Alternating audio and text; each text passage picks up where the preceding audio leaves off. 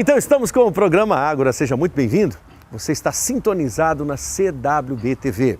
O programa Ágora é um programa que significa, que traz, que apresenta a discussão, o debate, essa praça aberta para falarmos sobre a cotidianidade. O esporte está presente, a economia, a administração, o direito, a sociedade, a política, as várias situações e a educação, obviamente. Aliás, a educação é a nossa pauta de hoje também, além da astronomia. Estamos num local que é uma ágora, sim, e uma ágora para você vestibulando que acompanha este espaço, o Espaço Ágora na CWB TV, canal 5 pela NET. Porque aqui é o setor de agrárias da Universidade Federal do Paraná, centenária UFPR, nos seus 101 anos. E ao meu lado, também um fruto dessa universidade, o professor Ivo Carraro, que trabalha nesta orientação profissional, trabalha com esta garotada maravilhosa, levando a esses estudantes um pouco do que é esse cenário de preparação de estudos. Professor Ivo, satisfação. Por favor, professor Carraro, conhecidíssimo nosso, querido de outros programas também, de outros espaços, num local especial, não é, Carraro? Essa dúvida, não é dúvida. Primeiramente, queria agradecer o convite para o programa Ágora, desejar sucesso nessa sua caminhada e que muitos jovens e pessoas que te acompanham usem esse programa, usem o Ágora para discutir e para construir um mundo melhor. Perfeito, Carraro. Sabe que é bem esse intuito de discussão, de debate. E que cenário belíssimo, né? Aqui ao fundo nós temos este palco que daqui a 6 meses, e o amigo conhece bem porque acompanha o drama dessas pessoas, né? Daqui a 6 meses, isto aqui estará, entre aspas, coalhado de estudantes. São milhares de estudantes que vêm para cá para realizar o trote. E a perspectiva é entender o que fazer há 6 meses desse vestibular. Primeiro a questão do trote, lembrando que esse vai ser um grupo privilegiado de pessoas. Trote solidário, não? Beleza. E o trote, geralmente aqui nesse local vai ser o banho de lamas. Costuma-se dizer que as pessoas gostam muito de rituais de passagem. É isso mesmo. Não é verdade? Então existe um ritual de passagem do nascimento, existe um ritual de passagem de uma fase para outra da vida. E o casamento é um ritual de passagem, às vezes as pessoas usam rituais de passagem de uma fase para outra. Eu gosto da palavra ritual de passagem para o vestibular, Marlos, porque é uma passagem do ensino médio para o ensino superior. E para o ensino superior. Então existe um ritual de passagem que marca isso. E que se não existisse ritual de passagem, é como se fosse uma engrenagem que falta um dente.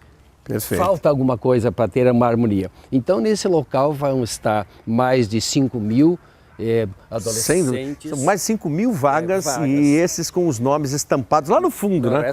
Tem lá, adiante do prédio, né, professor Carraro, é o local em que eles colocam o mural e as pessoas vêm de lá em desabalada carreira para chegar bem aqui nessa posição que é o banho de lama, é a piscina de lama, bem nesse lugar. E ali há uma coisa muito interessante, quando eles recebem um banho de lama, além de ser um ritual de passagem, de felicidade, de a realização de um sonho. Sim. Porque nós temos a avalanche de jovens que estão se preparando para o vestibular da Universidade Federal do Paraná e em torno de 50.000. Sim, exatamente. E desses que se classificarão apenas 5.000 e pouco. Ou seja, é um grupo privilegiado de pessoas. Então ali no ritual de passagem que vai estar nessa praça lotada, como você coalhada de jovens no final de ano, são aqueles que realizaram um sonho, realizaram um desejo, se estudaram muito, se dedicaram.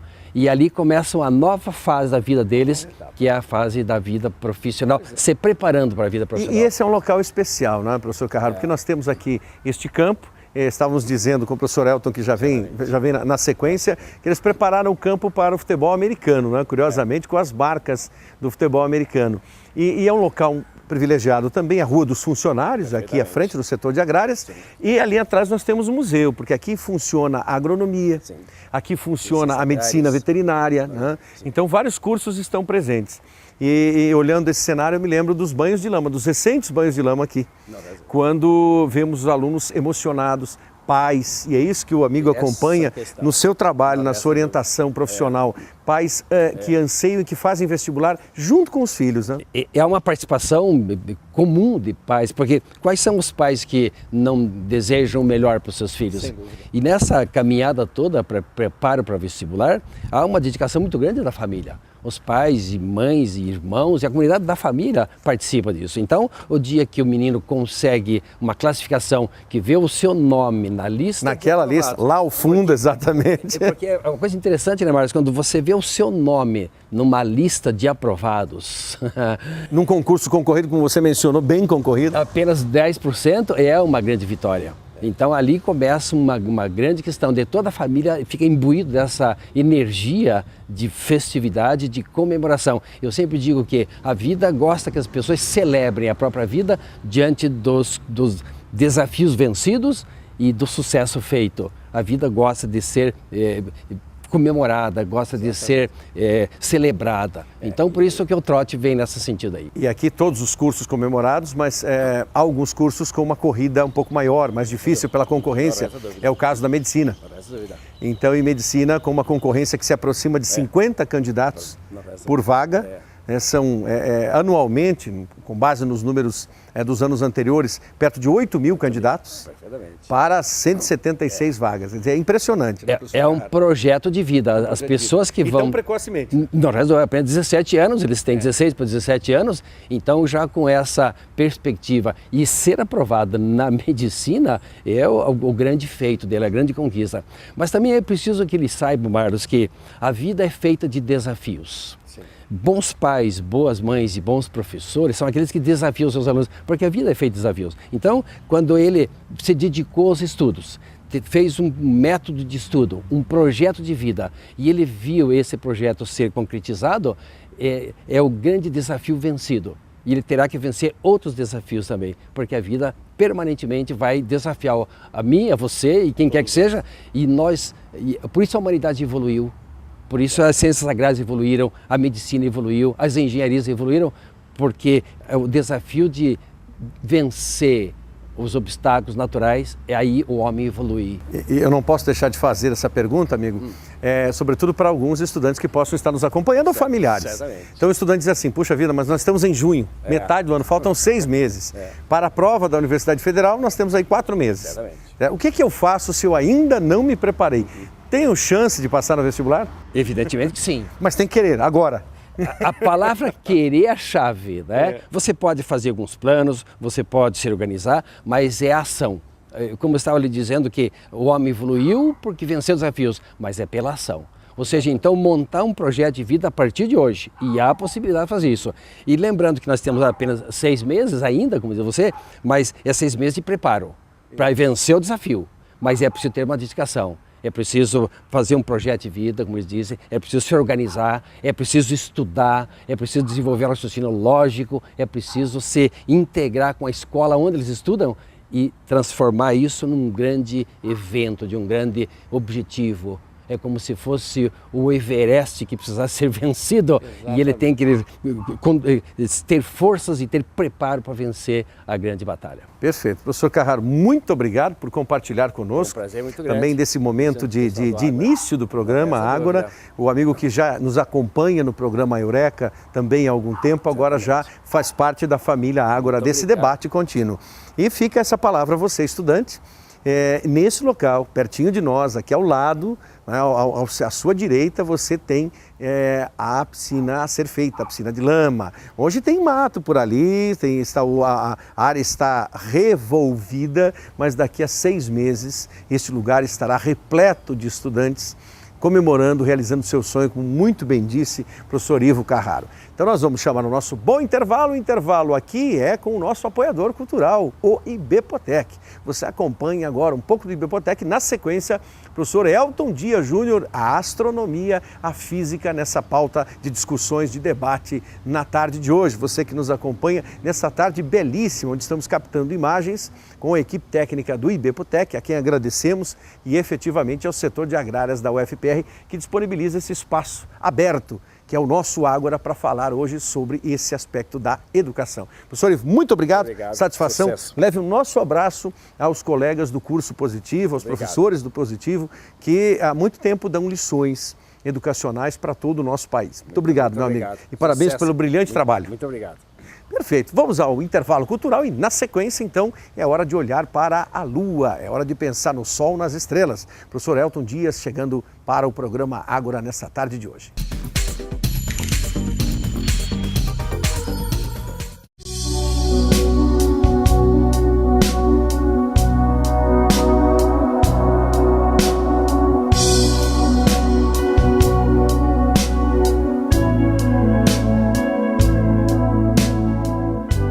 Conheça o IBPOTEC, Instituto Brasileiro de Estudos e Pesquisas para a Otimização da Tecnologia e Qualidade Aplicadas.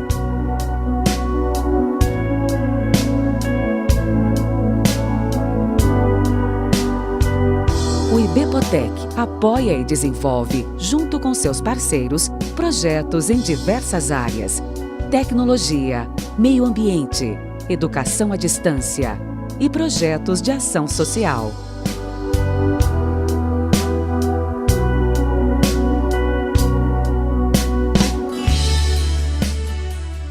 Parcerias de sucesso. A missão do IBPOTEC é contribuir para o desenvolvimento e, assim, garantir um futuro melhor para o nosso país. IBPOTEC, transformando ideias, projetando o futuro.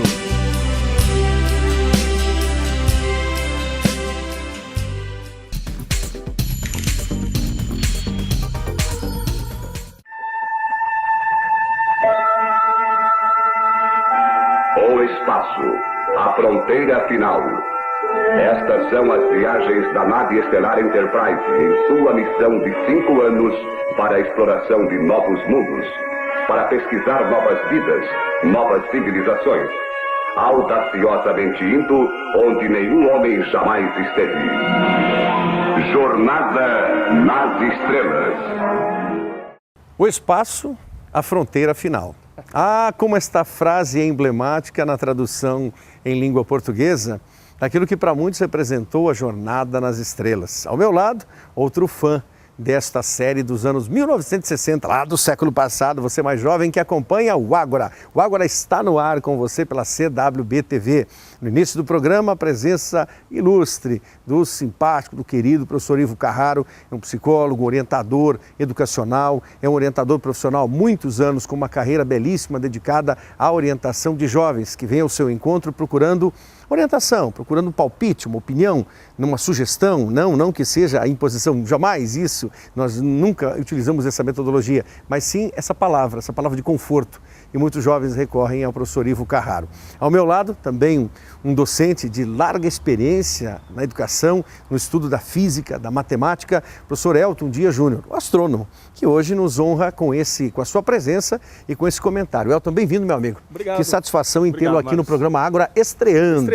Que bom. Elton, que também esteve na estreia do programa Eureka. Programa Eureka veiculado em 2003 pela TV Educativa, mais tarde chamada como Paraná Educativa e hoje ousando se intitular Paraná, nesse bom sentido, né? Que história, né? É uma história em favor da educação. O programa Ágora, ele perpassa outras áreas, ele não fica contido na educação exclusivamente, ele passa vários caminhos e a Ágora é essa praça pública, esse momento de debate. E o debate hoje, meu amigo, é contigo, que nós temos esse instrumento para você nos contar para que serve, qual é o objetivo e o que esse nosso telespectador pode ver daqui a pouquinho. Nós estamos no ar, nesse momento, já nos aproximando das 18 horas. Olha, só aproveitando a tua introdução, o programa Audaciosamente Indo, onde ninguém jamais esteve. Me mostre programas que tenham privilegiado astronomia, física na nossa TV brasileira. Né? Esse é um ponto. Eu acho que vale bem. E convidando já todo mundo a assistir a segunda parte do Star Trek, que está nos cinemas, né? Não percam, estreou agora no dia 14. Não tem a mesma nostalgia para os veteranos como eu. Pode ser. O Marlos assistiu já o início na década de 60, eu só pude assistir na década de 70, eu quero registrar. Eu assistia com o meu avô, o meu opa, que me chamava, né? Júnior, vem assistir que está começando às 5 horas da tarde, sentávamos os dois, que saudade. E agora nós estamos avançando às 5 horas também, porque o Ágora entra às 5h30, todas as quartas-feiras, para você, telespectador querido nosso, da CWB-TV. Legal. É uma luneta astronômica, isso é um instrumento bacana, é uma luneta que permite que a gente consiga observar os astros com alguma definição, com alguma ampliação. Ela funciona com lentes, então é uma luneta, não é um telescópio refrator, ele é um telescópio refrator, não é refletor, ele não usa espelhos, ele usa lentes no funcionamento. E eu trouxe, Marlos, a gente vai tentar mostrar para o pessoal em casa o Sol que nós temos agora. E nós estamos com o Sol bem aqui sobre nós, a pino. O dia está maravilhoso. Dia gostoso dessa gravação, dessa captação de imagens. Isso mesmo. E eu quero deixar então alguns convites para que as pessoas possam também, mesmo sem luneta, poxa, será que eu posso fazer astronomia sem luneta? Claro que sim. Nós ganhamos 2 lunetinhas fantásticas quando nascemos, são os nossos olhos. Quem quiser fazer astronomia pode simplesmente olhar para cima e começar a entender o movimento dos astros, a posição das estrelas, o movimento que o Sol executa no céu, a própria Lua. Então a gente pode fazer astronomia sem ter um instrumento desses, né? Exato. Tá ok? Então por isso que eu quero convidá-los a fazer esse tipo de observação. Inclusive no final desse ano a gente vai poder observar um cometa que está sendo classificado como o provável cometa do século. Passando No nosso céu, logo após o pôr do Sol, um cometa chamado Ison. Vocês podem ir até a internet, podem digitar lá Ison e fazer já uma pesquisa prévia, mas eu tenho certeza que quando chegarmos em outubro, a mídia vai também divulgar, porque vai ser um fenômeno ímpar no nosso céu. Um cometa que já, além da órbita de Júpiter, já brilha bastante. Ele tem em torno de 5 a 6 quilômetros o tamanho dele. Eu vou falar diâmetro, mas a gente não tem certeza que ele seja esférico e não deve ser. E o cometa é uma bola de gelo sujo, que vem dos confins do sistema solar. Oh, então, gostei. ele é um cometa confins que é longe. Imagina, anos luz. Além, não chega a ser anos-luz, mas muitas unidades astronômicas. Algumas dezenas. Então aproveita e explica para o nosso amigo telespectadora, essa diferença. É possível essa diferença anos-luz? Sim. Unidades astronômicas. Um ano-luz é a distância percorrida. Ano-luz, embora a gente fale ano, não tem nada a ver com contagem de tempo, tem a ver com contagem de distância. Então, um ano-luz é a distância que a luz percorre em um ano. Chega em torno de 9,5 trilhões de quilômetros. Né? Esse cometa não está tão longe e não vem de tão longe, mas ele vem de algumas dezenas de unidades astronômicas, que é uma outra unidade usada em astronomia. O que é a unidade astronômica? O A. É o A maiúsculo, né? Lembrei disso, o A. Isso mesmo. Você fez um curso de astronomia que eu sei. Há um bom tempo. A unidade astronômica nada mais é do que a distância da Terra ao Sol, que é, na realidade, em torno de 150 milhões de quilômetros. Como nós temos preguiça de ficar lidando com um número muito grande, a gente em astronomia disse, bom, essa distância de 150 milhões de quilômetros, vamos chamar de uma unidade astronômica. Né? Então essa é a ideia. Então espera-se que esse cometa, que consegue jogar no espaço mais de 800 toneladas de matéria, de gelo derretido, vapor d'água, vapor de outros elementos, misturado com pequenas partículas de poeira, 800 toneladas por segundo. Essas imagens nós podemos ver agora, Elton? A gente pode colocar uma imagem dele já feitas com grandes telescópios, né? Não foi feita com essa lunetinha, quisera eu, mas com grandes telescópios, imagens feitas já do cometa que já apresenta algum brilho, alguma cauda, mesmo estando ainda... É a cauda que se pode identificar com mais profusão e não o núcleo dele, né? O núcleo a gente consegue ver com instrumentos.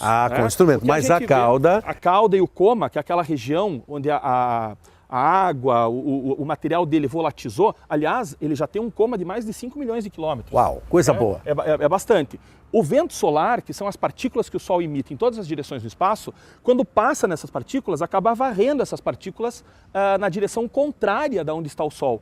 E é isso que forma essa cauda enorme.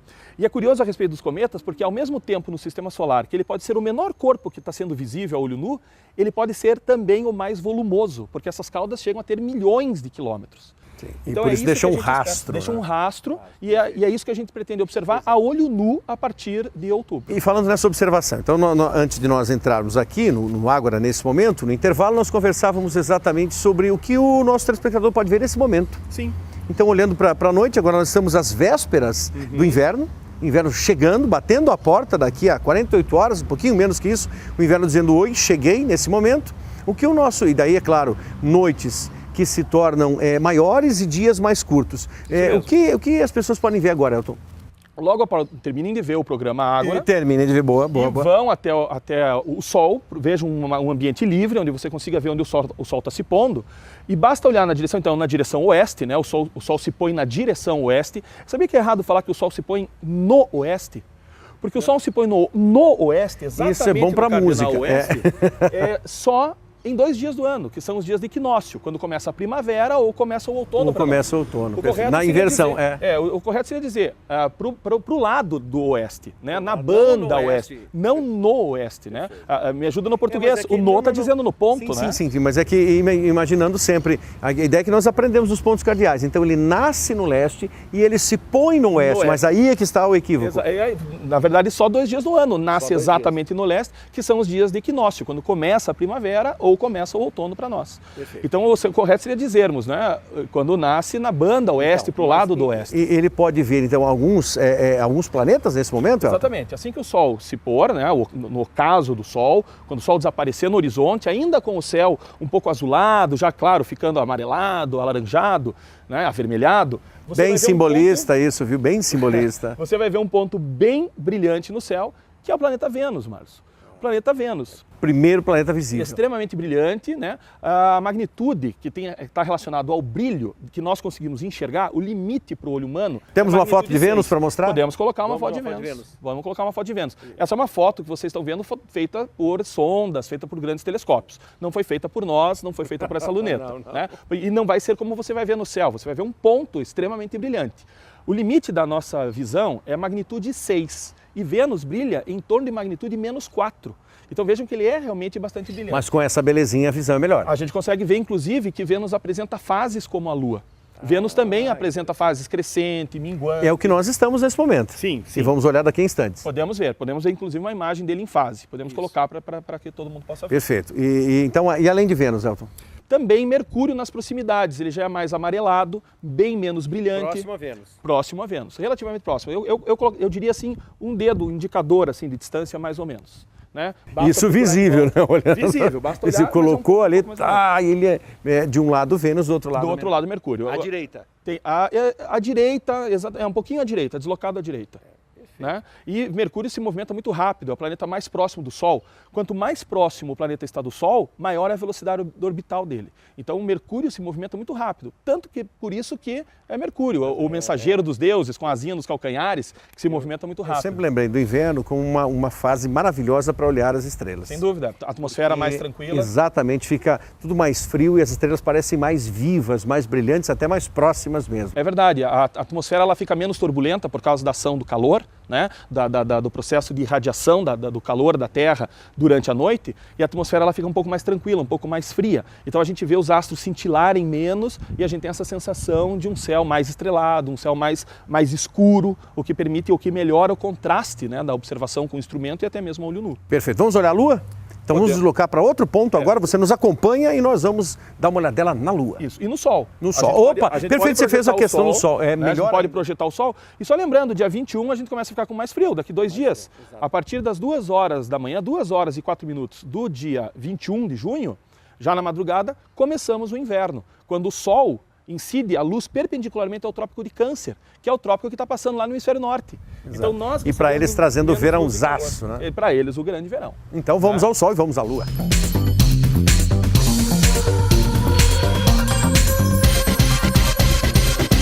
Então, professor Marlos, a luneta está apontada para o Sol. Passo aberto e não dá para olhar para lá. A gente pode usar o método da projeção. Melhor, né? Melhor, claro, e mais seguro, porque a gente, para observar direto... eu posso observar aqui? De jeito nenhum. Não pode. Mas não. olha... Eu não coloquei nenhum filtro especial na ponta. Você precisaria ter colocado. Exatamente, a gente vai usar o método de projeção. Dá uma olhadinha o que aconteceria se você colocasse... Se eu colocasse o olho aqui nesse momento, o que aconteceria comigo? Põe lá, vamos ver. Aqui, já está laranjinha. Isso aconteceria com a minha retina. Isso aconteceria com a sua retina, olha lá. Agora vai pegar um foguinho aqui. Só isso. Em pleno setor e o buraco abriria. O seu olhinho ia soltar essa fumacinha. Exatamente. E você não ia mais para... Vamos fazer mais. Para mais nada, Marcos. Olha só. A luneta, ela concentra os raios de luz, né? Sim. Porque ela vai formar a imagem do Sol. Então ela concentra nesse ponto uma grande quantidade de raios. Estamos queimando uma folha em pleno outono. Já um buraco, vou fazer outro buraco aqui no meio. Vai fazer vários. Vai fazer vários buracos. Veja que eu tenho que ir mexendo na luneta, porque é bom lembrar que o nosso planeta não está parado no espaço. Em nenhum segundo, né? Não, a nossa Terra orbita o Sol a uma velocidade de 30 km por segundo. Mas você falou em filtro, Elton. Com um filtro eu poderia olhar. Com um filtro especial, mas você poderia com certeza olhar direto. Existem filtros de Mylar que são especiais para você colocar. Eu perdi o Sol, gente, eu vou ter que procurar então acho o Sol. Enquanto isso, o nosso telespectador vai dar uma olhadinha, sugestão do Adriano, nosso diretor de imagem, você vai dar uma olhadinha em uma cena. Você vai olhar agora a cena da animação Toy Story. Exatamente o Toy Story 1. Você vai dar uma olhadinha nesse momento final do desenho.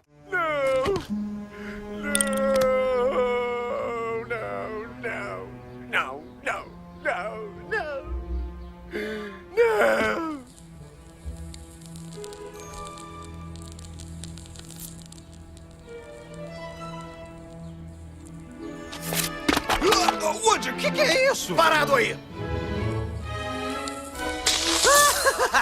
Você conseguiu! Próxima parada, Andy! Espera aí, eu acendi um foguete. Foguetes explodem! Já achou que já esquentou aqui outra vez? Olha aí, tá aí de novo. É, já fazendo festa. Olha só, e a boa quantidade, hein? Agora você achou o sol. Dá pra assar pinhão. Quem gosta, né? Aqui no Paraná a gente gosta bastante do pinhão. Exatamente. Dá pra assar um pinhão aí, ó. Que beleza. Mas vamos fazer a observação? Vamos fazer a pela observação. projeção? Olha, agora queimou com vontade, Sim, viu? ó, a concentração de energia é incrível. Lembrando que a temperatura superficial do Sol, lá nele, obviamente, na superfície dele, é de 5.800 Kelvin. Então é uma temperatura relativamente... Tem que ser, porque senão as fusões... E no interior chega a 15 milhões de Kelvin. A gente não pode olhar para o Sol a olho nu direto. Em nenhum momento. Em nenhum momento. A gente vai gradativamente prejudicando o olho, né? Se a gente vai observando brilhos muito intensos, aquele brilho da solda elétrica, né? Também Que não faz dormir à noite, porque você fica olhando a solda e daí os olhos E ficam arde os cheios de olhos. areia, como se tivesse areia. Mas olha o tamanho do orifício. Agora fizemos um buraquinho grande, hein? Isso. Perfeito. É? Então, para você, Mas, embora óculos a de gente sol não vale a possa. pena. Os teimosos como eu, que não gostam de óculos de sol, tá aí o Exatamente. registro. Vamos olhar Vamos olhar para a projeção? essa projeção. Vamos lá. Vamos dar uma olhadinha. Então, Cadê? O embora Adriano. a gente não possa olhar direto no Direto. planeta, O Adriano traz aqui. a gente pode projetar a imagem do Sol aqui nesse fundo branco, né? Então o que a gente está vendo aqui é a imagem do Sol. Marlos, isso não é como se fosse uma lanterna simplesmente iluminando luz ou um facho de luz. Não. Sim. Isso aqui com certeza é maior que a Terra. Esse conjunto aqui deve dar 2, 3 terras lado a lado, né? Então dava para jogar bolinha de gude aqui. A bolinha de gude seria a Terra e o buraquinho seria a mancha solar. Perfeito. Essa mancha solar aqui, ela é na verdade em uma região um pouco mais fria do Sol. O Sol, ele é formado de plasma, ele tem cargas elétricas que se movimentam. Isso gera campos magnéticos relativamente intensos. Então, nessa região, o campo magnético é tão intenso, que prejudica o movimento de plasma ascendente, o que nós chamamos de células de convecção. O plasma aquecido sobe e o mais frio desce. Sim. É assim que é feita a troca de calor de uma superfície do Sol até enquanto de uma você região fala, do Sol até a superfície. eu estou vendo a radiação espetacular ao redor, né? Aqui você está vendo a atmosfera trimilicando, né? A luz que entra na atmosfera, ela sofre sucessivas refrações e acaba trimilicando essa imagem lateral aqui. Então, e a gente consegue ver aqui, ó, em torno do Sol, uma região um pouco não tão clara como o centro do Sol. A gente chama isso de obscurecimento do limbo. A gente consegue observar regiões mais profundas um pouquinho do Sol que são um pouquinho mais frias. Ou melhor, regiões um pouquinho acima da E nós podemos também ver fotos agora do Sol, né? Isso, podemos colocar umas fotinhas mostrando, então, justamente, a gente pode colocar uma foto do Sol que a gente está vendo nesse momento aqui. Né? Talvez ela fique um pouco mais estável para que todos possam ver em casa, né? A região das manchas solares e do Sol. Perfeito. Você com o programa Ágora, e nós temos que encerrar, não é, Elton? Programa curto, 30 minutinhos, mas a cada semana uma novidade, um debate, uma discussão. Eu quero só mencionar que nós estamos na praça discutindo astronomia. Exatamente, no campo. Então praça aberta, a nossa Ágora. A nossa Ágora é o nosso espaço. E eu quero fazer então uma homenagem a um grande astrônomo norte-americano que colocava os telescópios na rua e convidava todas as pessoas para acompanhar. Que não é diferente do que a gente está fazendo aqui agora, Marlos. Então, esse astrônomo chamado John Dobson, ele executava aquilo que ele chamava de astronomia na calçada. Ele colocava telescópios que ele mesmo construía e colocava na calçada e as pessoas se interessavam em observar e ele mostrava Júpiter, mostrava Saturno com os seus anéis. E popularizando essa maravilha que temos ao redor. Essa maravilhosa, né? Nos dias de hoje, onde a gente vive enfurnado dentro de casa, por que não sair um pouco e olhar para o céu e deixar algumas mágoas, deixar algumas tristezas no céu? Por que não falar assim, céu, me ajuda nas coisas que eu preciso? Às vezes ele escuta. Ah, Papai do Céu sempre escuta. Professor Elton Dias Júnior, muito obrigado pela participação, pela sua estreia no Ágora. E o Ágora volta semana que vem. Volta na próxima semana para mais um espaço aberto, mais uma praça, um local em que podemos falar sobre a vida, a cotidianidade. Acompanhe a programação da CWB-TV e sempre sintonize conosco. Olha, você pode enviar sugestões para o programa Ágora. professormarlos@uol.com.br. Fácil para você, está aí na tela, vai aparecer para você ali no rodapé. Professor Marlos carlosmarlos@uol.com.br. Envie seu comentário, sua sugestão, seu apontamento acerca do Ágora, pois o Ágora está no ar. Um grande abraço, boa semana, um abraço a toda a família. Estamos no setor de agrárias da Universidade Federal do Paraná, campus de agrárias aqui em Curitiba, no bairro Juvevê, para você de todo o Brasil que nos acompanha. Até a próxima semana, 5h30 da tarde, no canal 5 da NET.